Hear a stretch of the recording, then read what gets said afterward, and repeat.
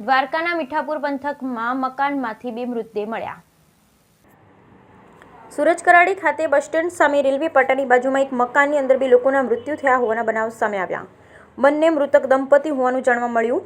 Truck driving કરતા વાલિયાભા માણેક દ્વારા તેમની પત્ની ભાવનાબેન માણેકને તીક્ષ્ણ હથિયારોના ઘા ઝીંકી મર્ડર કર્યા બાદ ગળે ફાંસો ખાઈ આત્મહત્યા કરી હોવાનું અનુમાન।